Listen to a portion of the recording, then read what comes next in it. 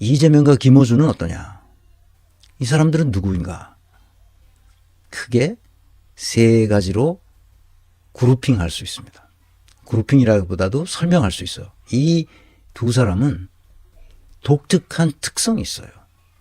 그래서 내가 이들을 천재라고 말합니다. 이들은 천재다. 왜냐? 시대의 아젠다를 뽑아내는 능력은 타의 추종을 불허합니다.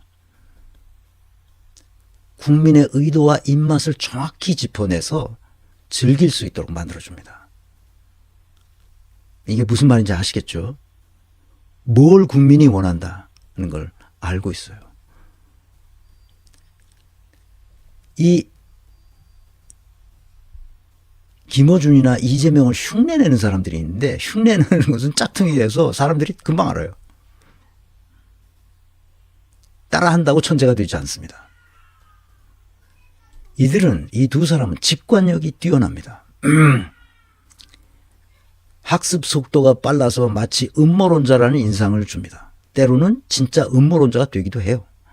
그런데 이재명은 정치인이니까 음모론자의 냄새가 전혀 안 나죠.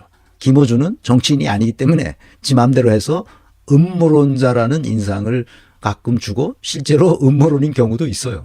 그러나 저러나 이들이 가지고 있는 직관력은 타고납니다. 쫙 보면 저게 뭐라는 걸 아는 거예요. 이 직관력은 지능과 연관성이 깊어요. 지능이 높아야 직관적으로 판단할 수 있어요. 그리고 자신이, 그 지능이 자신이 경험과 연관이 맺어요. 상호작용이 일어나죠.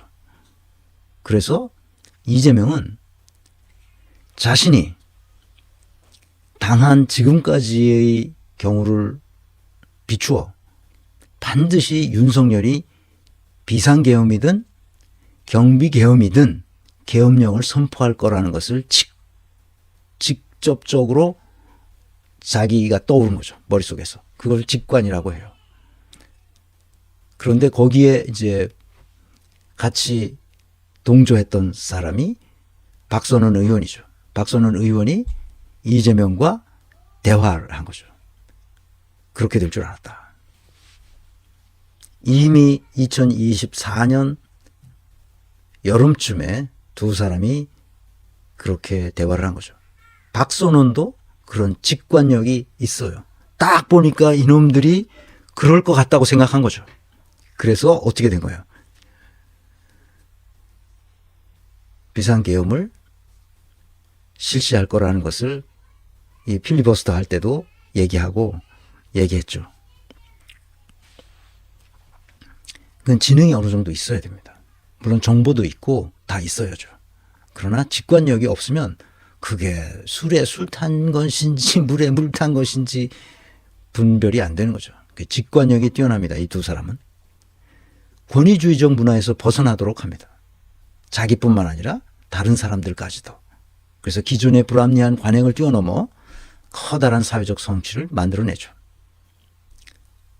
그리고 또 한 가지는 권위주의적 문화라는 것은 그 언어를 취사 선택해서 그럴듯한 말, 멋진 말, 아주 그 고급진 언어를 쓰죠.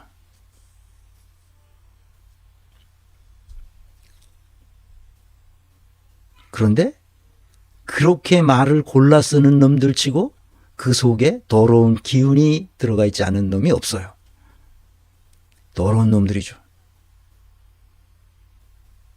말은 그럴듯하게 고운 말을 쓰는데 그 속엔 다 더러운 어떤 기운이 도사리고 있어요. 그런데 그 기운을 싹 걷어내죠. 이 사람들이 쓰는 언어 속에 바로 그런 게 있습니다. 김어준과 이재명.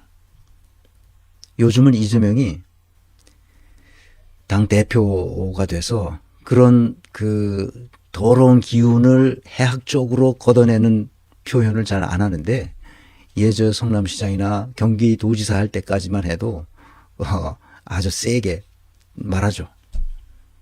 그냥 부드럽게 말하지 않고 세게 말해야 이놈들이 무슨 말인지 알아듣는다고 생각하기 때문에 그렇게 하는 거예요.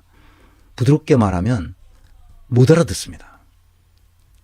그래서 국토부가 이 공문을 보내서 백현동 그 식품연구원 부지를 어떻게 했으면 좋겠다 이렇게 얘기한 것을 협박했다고 말하는 거죠.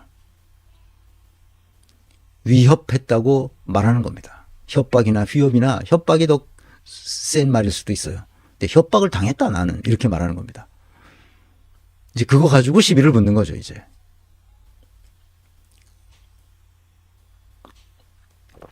이재명이 왜 그렇게 말하냐? 일반인들이 하는 고급진 언어 속에 아주 더러운 기운이, 아주 더러운 음모가 그 속에 담겨 있다는 것을 아는 거예요. 국토부 공문이 아주 부드럽게 말했는데 그 속에 야, 너 빨리 안 하면 가만두지 않을 거야. 이런 것이 담겨 있단 말이에요. 그것을 직관적으로 알아채린 거예요. 그러니까 그 권위주의적인 우리나라의 행정 문화 속에서 이거를 가만두면 안 되겠다고 생각해요. 그건 성남시장의 몫인데 국토부가 이래라 저래라 하는 것은 말이 안 되는 건데 이래라 저래라고 하는 거예요. 그러니까 거기다 대고 내가 위협을 받았다. 이렇게 말해버리는 거죠. 너무 심한 말이라고 많은 사람들이 생각하는데 심한 말이 아닌 거예요. 왜냐하면 그 부드러운 공문 속에 아주 더러운 기운이 들어가 있다는 것을 알기 때문에 그런 거죠.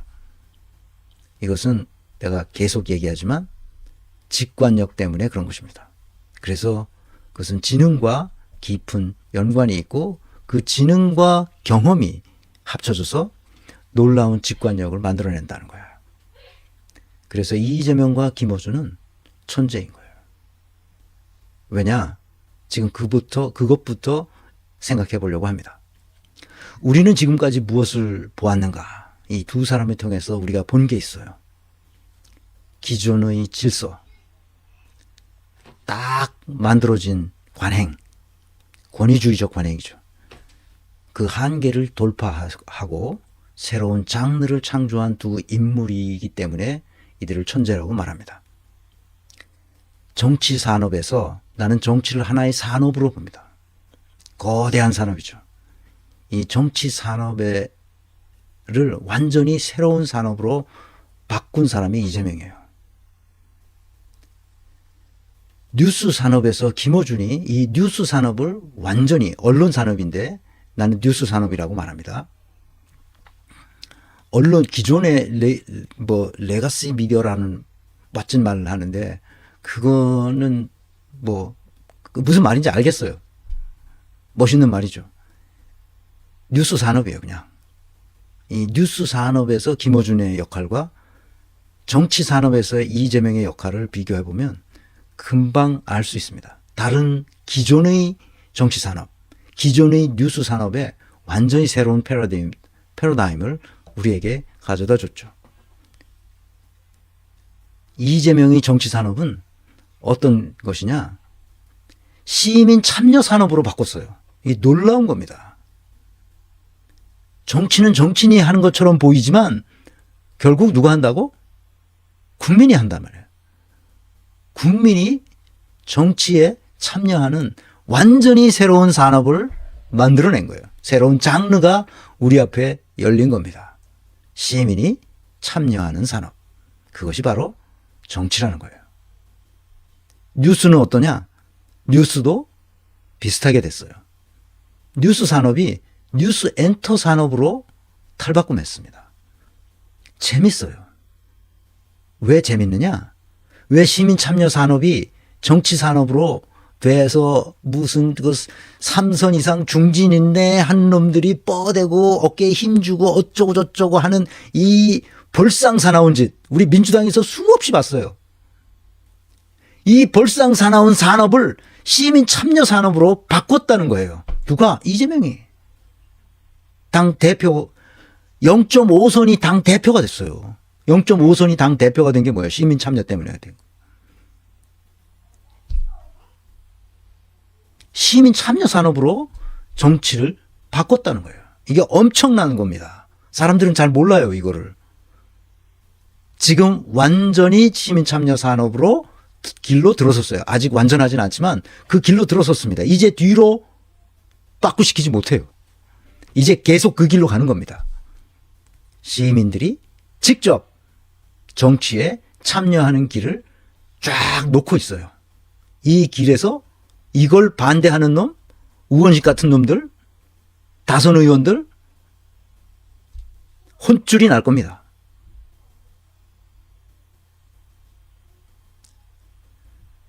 뉴스 산업 똑같습니다. 뉴스 엔터테인먼트 산업으로 완전히 바뀌었습니다. 도대체 이게 왜 그렇게 중요하냐? 이게 왜 사람들이 열광하냐 이거에. 그것은 이 두 산업, 시민 참여 산업이든 뉴스 엔터 산업이든 간에 여기에는 바로 이게 있기 때문입니다.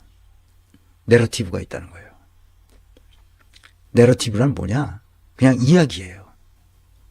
이야기인데 문재인 같은 이웃집 아저씨가 떠드는 이야기는 재미가 없어요.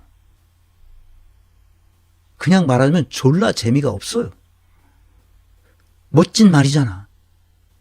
다 비서관이 써준 거 읽잖아. 그 멋진 말이 멋진 말로 들리질 않고 치사하게 들려요. 그게 문재인이 읽으면 그렇단 말이야. 그러니까 내러티브가 뭔지를 이해해야 돼요. 우리말로는 한자어로 서사라고 그러죠. 그 서사를 만들어내야 돼요.